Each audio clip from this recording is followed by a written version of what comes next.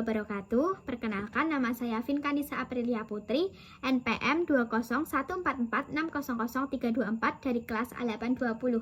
Di sini saya akan menyampaikan tentang hasil kegiatan dari kegiatan pengenalan lapangan persekolahan 1 di SD Negeri Mejing 2. Yang pertama adalah mendeskripsikan kultur sekolah. Menciptakan sekolah yang aman, nyaman, dan disiplin sangatlah penting agar siswa dapat mencapai prestasi yang terbaik dan guru dapat menampilkan kinerja terbaiknya. Sekolah yang aman, nyaman, dan disiplin adalah sekolah yang warga sekolahnya bebas dari rasa takut, kondusif untuk belajar, dan hubungan antar warga sekolah yang positif. Sekolah yang aman, nyaman, dan disiplin menyediakan lingkungan fisik berupa gedung, kelas, halaman sekolah yang bersih dan aman.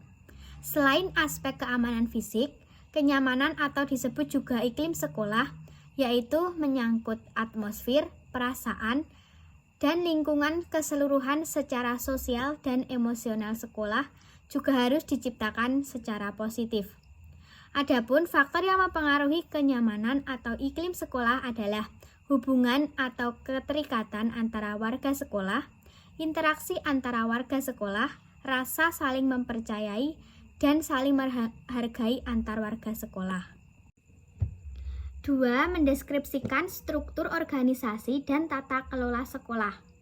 Di SD Negeri Mejing 2 ini terdapat struktur organisasi yang terdiri dari 20 orang.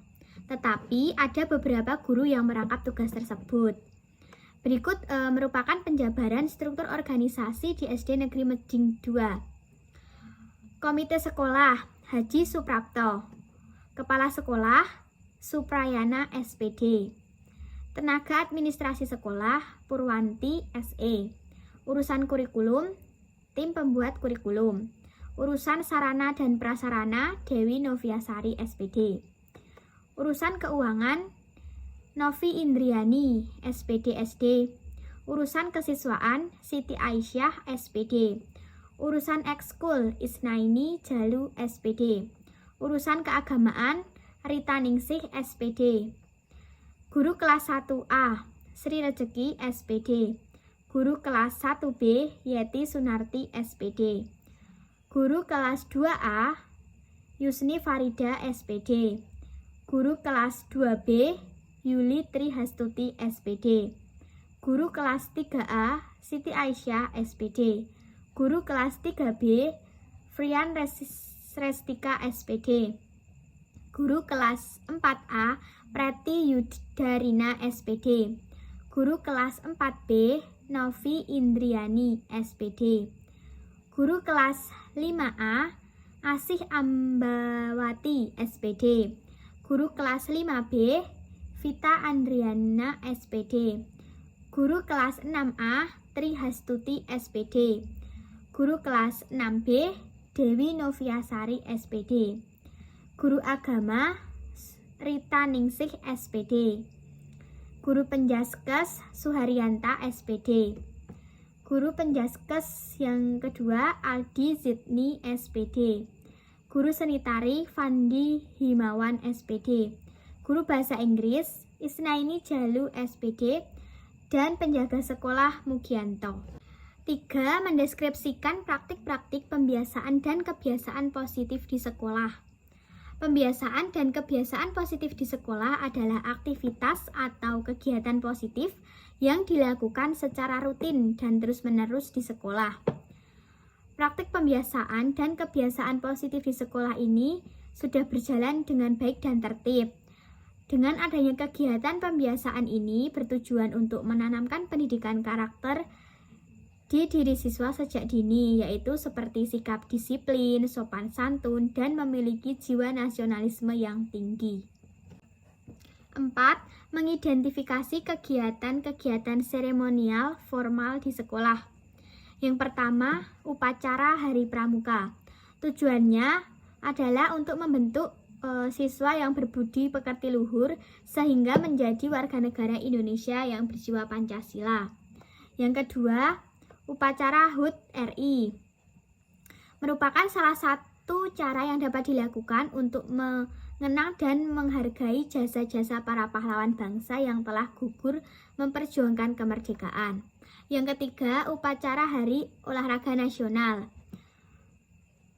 Peringatan Hari Olahraga Nasional tidak semata-mata untuk mengenang hari kelahiran suatu organisasi ataupun pahlawan di bidang olahraga, melainkan sebuah momentum untuk mengingat kembali suatu peristiwa bersejarah di bidang olahraga yang memberikan inspirasi atau motivasi bagi seluruh bangsa Indonesia. Yang keempat, upacara Hari Kesaktian Pancasila.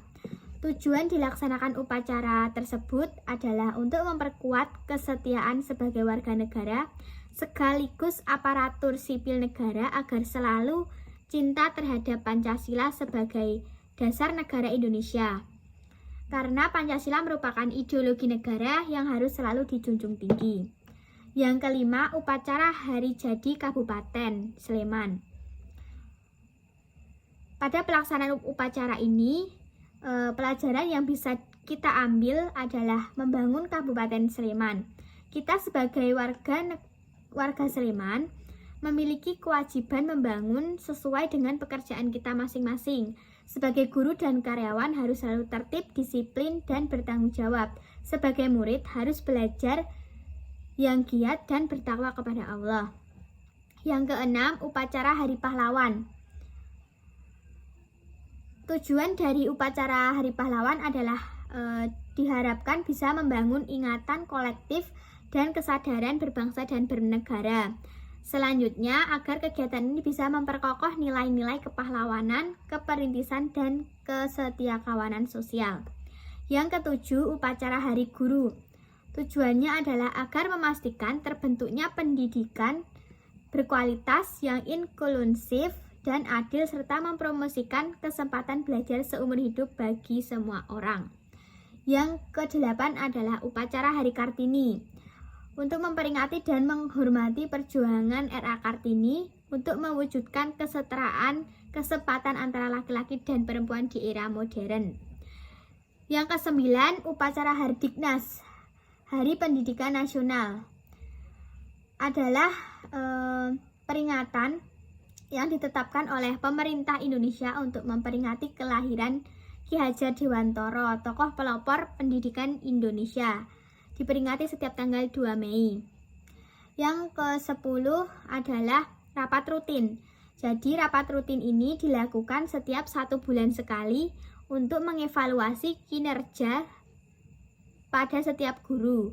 Guru memiliki rancangan belajar masing-masing yang dianggap bagus untuk setiap kelasnya. Kegiatan-kegiatan rutin berupa kurikuler, kokurikuler, dan ekstrakurikuler. Yang pertama, kurikuler adalah rencana atau sebuah acuan yang mendasar dalam proses pembelajaran yang sangat berguna tentunya bagi guru dan peserta didik guna mencapai tujuan pembelajaran yang diharapkan.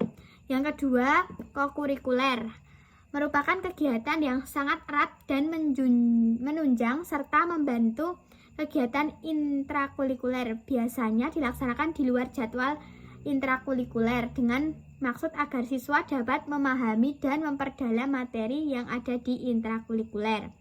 Di SD Negeri Mejing 2 ini, kegiatan kokurikuler dilaksanakan dengan cara memberikan tugas kepada para siswa berupa penugasan atau pekerjaan rumah. Yang ketiga, ekstrakurikuler. Kegiatan ini lebih sering dilakukan di luar jam pelajaran atau luar kelas. Di SD Negeri Mejing 2 ini mempunyai kegiatan ekstrakurikuler wajib dan juga ekstrakurikuler pilihan. Ekstrakurikuler wajib yang sifatnya wajib meliputi kegiatan pramuka, TPA, dan senam lantai. Sedangkan ekstrakurikuler pilihan berupa taekwondo, seni tari, dan juga bahasa Inggris. Kegiatan observasi pembelajaran di kelas. Observasi proses pembelajaran yang saya lakukan adalah di kelas rendah dan kelas tinggi di SD Negeri Mejing 2. Pada tanggal 13 Mei 2022, saya melakukan observasi pembelajaran di kelas 5 secara offline. Guru mampu menyampaikan materi dengan baik. Ada beberapa metode yang digunakan guru, seperti metode tanya jawab, metode diskusi, dan metode eksperimen. Metode-metode ini sudah diimplementasikan di dalam proses pembelajaran dengan baik. Siswa menjadi lebih aktif sehingga suasana di dalam kelas tidak membosankan. Bukan hanya metode itu saja, tetapi media yang digunakan juga menarik dan sudah sesuai dengan materi yang diajarkan. Nah, selanjutnya pada tanggal 14 Mei 2022, saya melakukan observasi di kelas 1 secara online. Seperti kita ketahui bahwa adanya COVID-19 ini berdampak sekali di dalam dunia pendidikan. Sehingga proses pembelajaran yang sebelumnya dilakukan dalam kelas, tetapi sekarang proses pembelajaran dilakukan secara online. Dari hasil observasi yang sudah saya lakukan melalui online, guru hanya menyampaikan tugas saja melalui media WhatsApp tanpa adanya penjelasan materi dari guru tersebut. Lalu siswa mengerjakan tanpa pengawasan guru sehingga orang tua harus meluangkan waktunya untuk mendampingi siswa dalam belajar secara online. Pada tanggal 27 Mei 2022, saya melakukan observasi di kelas 3 secara offline. Guru menggunakan metode ceramah. Guru juga menjelaskan materi kepada siswa, kemudian siswa mendengarkan penjelasan dari guru. Selain itu, siswa diminta untuk mengerjakan tugas. Dengan ini, keaktifan siswa di dalam proses pembelajaran masih kurang dan pembelajaran membuat siswa merasa bosan. Selanjutnya, pada tanggal 28 Mei 2022, saya melakukan observasi di kelas matematika tinggi. Guru menggunakan berbagai metode pembelajaran, yaitu menggunakan metode pembelajaran ceramah dan metode tanya-jawab. Guru dapat melaksanakan proses pembelajaran sesuai dengan kompetensi dasar yang membuat peserta didik aktif di dalam kelas, sehingga suasana kelas menjadi hidup. Namun terkadang juga ketika guru sedang menjelaskan materi di depan kelas, masih ada peserta didik yang berbicara dengan teman sebangku. Untuk mengkondisikan hal tersebut, guru mengajak peserta didik kembali untuk konsentrasi pada materi pembelajaran dengan cara bertepuk tangan. Hal tersebut sudah biasa dilakukan sehingga peserta didik langsung mengikuti arahan guru tersebut. Setelah mempelajari materi, peserta didik mengerjakan latihan soal untuk mengukur kemampuan mengenai materi yang sudah diajarkan. Refleksi. Sebagai calon tenaga pendidik, kegiatan pengenalan lapangan persekolahan 1 atau PLP 1 merupakan kegiatan yang sangat penting dan bermanfaat. Dalam kegiatan PLP 1 ini, meliputi aktivitas observasi, analisis, dan pengamatan langsung terhadap proses kegiatan pembelajaran di sekolah, kultur sekolah, dan manajemen sekolah, serta dinamika sekolah sebagai lembaga pengembangan pendidikan dan jati diri pendidik melalui pengumpulan informasi tentang kultur sekolah, struktur organisasi dan tata kelola sekolah, peraturan dan tata tertib sekolah, kegiatan seremonial formal di sekolah, kegiatan kurikuler, kokulikuler, dan ekstrakurikuler, serta praktik pembiasaan dan kebiasaan positif di sekolah. Sekian yang dapat saya sampaikan, kurang dan lebihnya saya mohon maaf. Wassalamualaikum warahmatullahi wabarakatuh.